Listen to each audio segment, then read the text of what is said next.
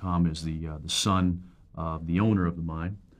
So he's grown up in the mines that we are actually in as we speak, and knows him fairly well. Was kind of pinned as the sole responsible party to the accident that happened back in I think they're pinning it in 1998 or 1999 when all the miners died.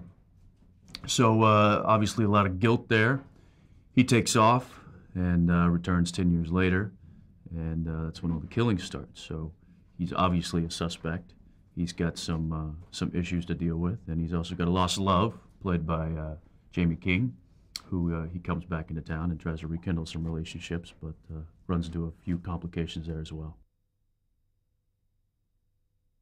It takes place in generally a coal mining community, based around a group of guys that went down 10 years prior to when the movie is taking place, and they get trapped, and one guy makes it out alive and is a little messed up because of it. So his personality, or his psyche gets a little twisted, and he goes back and takes revenge on the town for having gone through what he went through.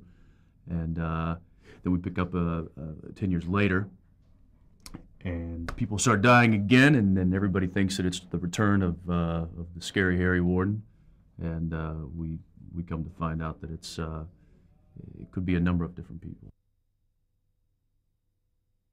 You know, it is a very intimidating character, and you know, I've obviously shot a few scenes with him, and you know, just the gas mask and the light, you know, just this piercing light that kind of blinds you as you look at him.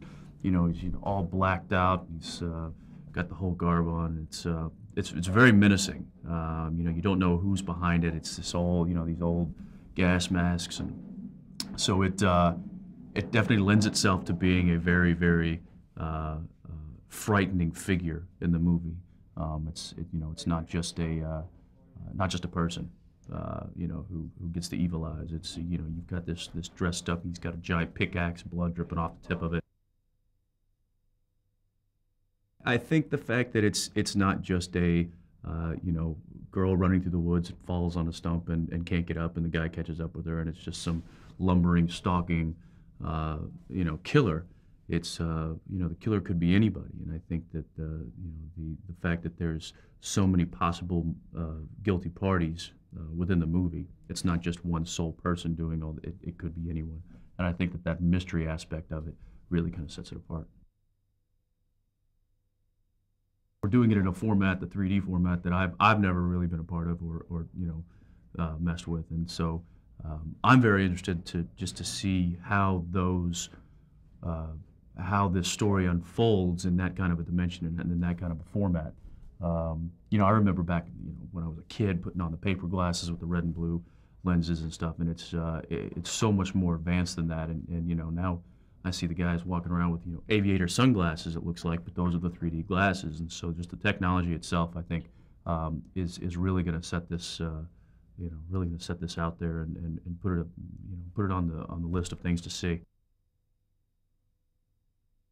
You know what I'm really looking forward to? I'm really looking forward to that pick coming right out of the screen and just setting me way back in my chair. I think that's going to be a pretty exciting moment. Aside from that, you know, there's some really good performances being put into some really cool characters. Yeah, you know, from reading the page and watching the performances and seeing the dailies, I'm going to be just as much of an audience member as everybody else, and I'm thrilled to see it.